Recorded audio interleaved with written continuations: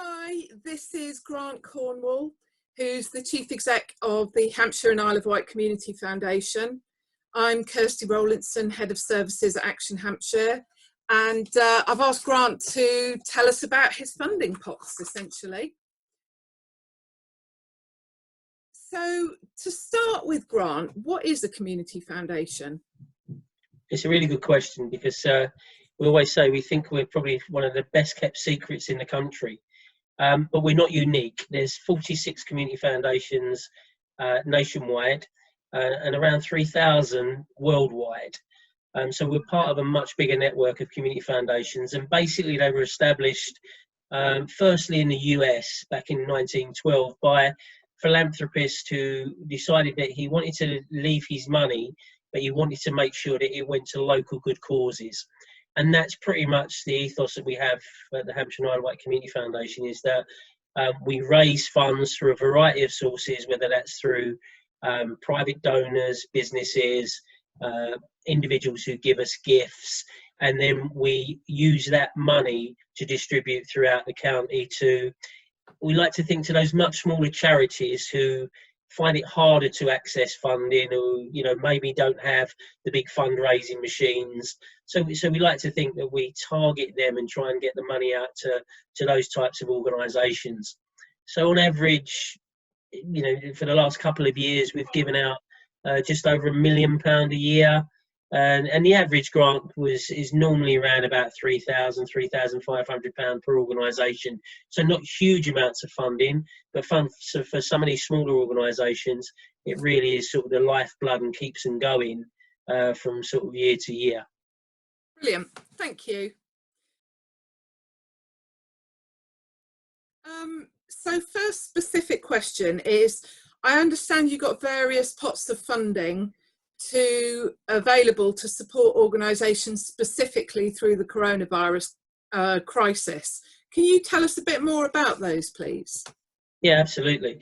I mean, I think the thing that we found, and from our own experience, was that there's two stages of this. There's going to be two stages of this whole COVID-19 crisis, and the first stage is going to be immediate help, where organisations who are on the front line delivering services are going to need to continue to deliver those services, but they're also going to need to sort of up their game in terms of how much they can deliver, and the sort of resources they're going to need to do that. So we looked at it in two ways. One is that immediate impact. So we have a fund through the National Emergencies Trust that kindly supported us, that really is for those organisations that are looking to immediately deliver impact, or to support maybe elderly people, people with disabilities, people who can't get out to get prescriptions, food parcels, food banks, those sorts of things. So we have a sort of immediate funds, and then we're looking at the longer term recovery process of some of our charities, where some of that money will be used. So to give you an example, so we have the National Emergency Trust Fund, which actually, as we speak, and I'm really sorry to tell you, is just closed because we have actually distributed £168,000 worth of National Emergency Trust funding in the last 10 days. So it shows that we really were trying to turn around applications quickly to get that money out where it's needed.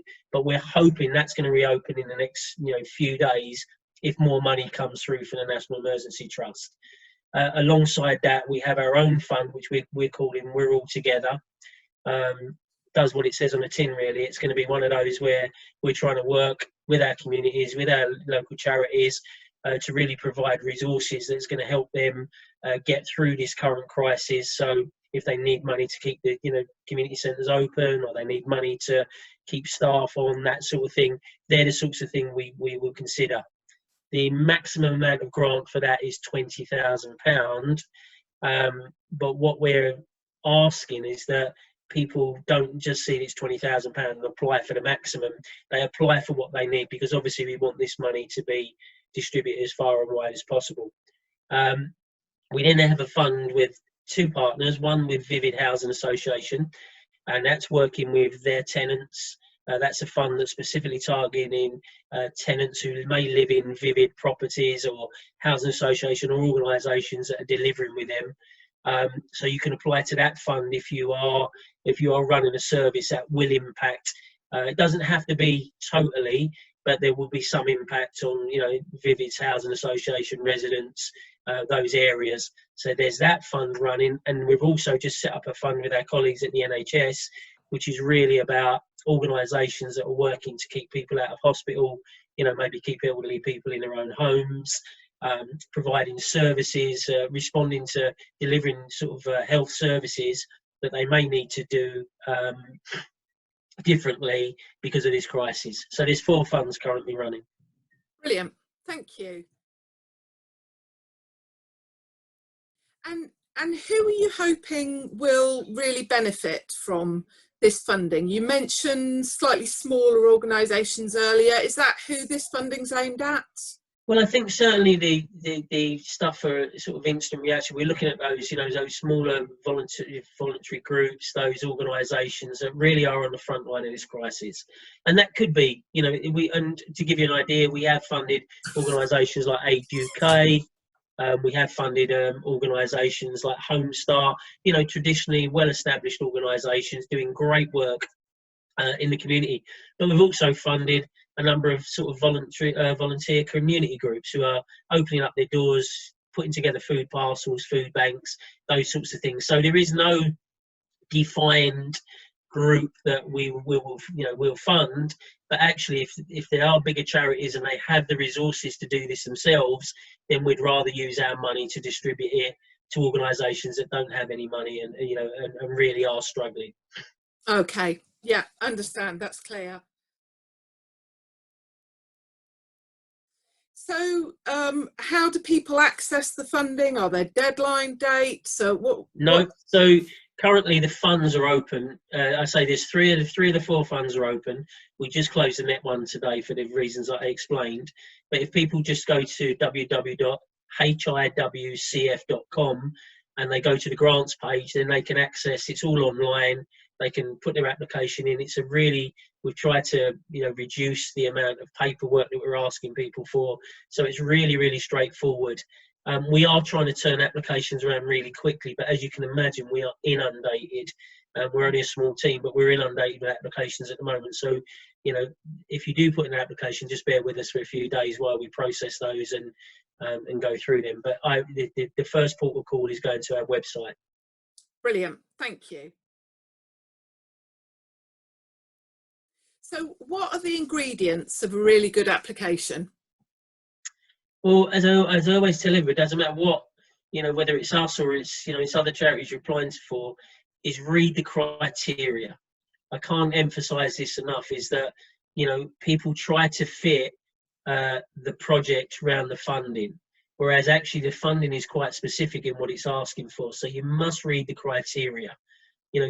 Understand why we're giving money out, because the main reason organisations fail is that they don't read the criteria, and the application doesn't meet what we require of that funding to be. So if you look at it currently, part of the funding for the net funding and for our funding is that the money's got to be spent within the next 3 months, immediate spend. So if you put in for a project that's going to be running this time next year, then the likelihood is you're not going to get funded, because we're really trying to work to this current sort of timeline on crisis.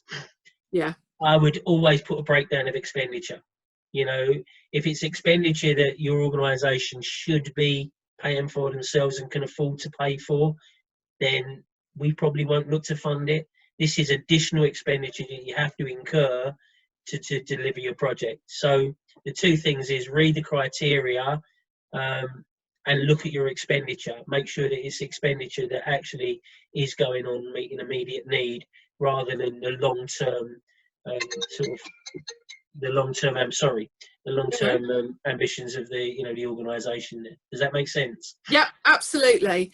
And are there any things that you would say to people, do not do this? I suppose it's the same question, but are there any common pitfalls apart from not reading the criteria? No, I mean that's pretty, and the other thing is that, as I think I said earlier, is that, if there's a maximum amount of funding that an organisation will give, then, if you only need 50% of that, but you think, well, it's £10,000, then I'll go for the full 10. You're better off going for the lesser amount, and actually, you're not trying to stretch it out and add things and put things in that would be nice to have.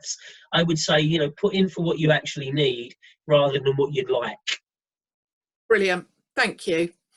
So you said that the money comes from a variety of different sources. Is there any way that we, the community of Hampshire, can contribute to your funding pots?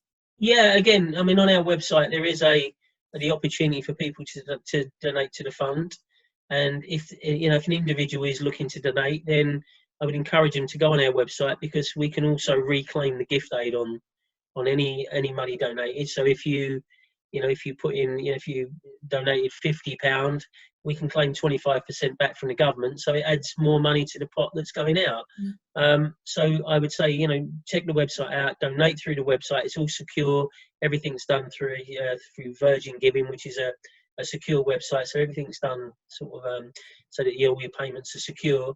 But yeah, definitely go through the website and donate through that. If that's not an option and you don't have a payment, then you can always contact us and either send us a check or,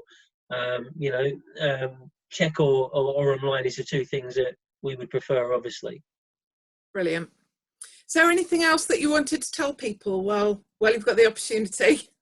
No, I just think, look, I mean, we're here, we exist to help organisations and charities. That's what we're here for, and we want to do that in the current situation as quickly and as easily as possible for them, and to get the money out to where it's needed. But as I said, previously, that the competition for the money at the moment, or the amount of applications we're receiving, is beyond our wildest dreams. It's actually, for £500,000 of funding that we're getting £3-4 million worth of requests. So it takes us a bit of time to sift through those. And we really are, I can't emphasise this enough, focusing on those organisations that are dealing with this crisis at this moment in time and over the next 3 months. We're not looking at those longer term projects for the next 12, 18 months. So I can't emphasise that enough. If your project is really, dealing with the current crisis and helping to alleviate some of the poverty amongst our most vulnerable communities, then absolutely we would like you to apply. Brilliant. Well, thank you ever so much. That's been really, really helpful. And people can find your website at www.hiwcf.com. Brilliant. Thank you ever so much, Grant. No, listen, thank you. Thank you for giving us the opportunity. I mean, as I say, we're pleased to be sort of partnering with a number of organisations on this, and hopefully, our money will help make a small difference to, what has been sort of unprecedented times and just traumatic times for everybody. So the more we can raise and the more we can give out, hopefully the more it helps. Brilliant. Thank you.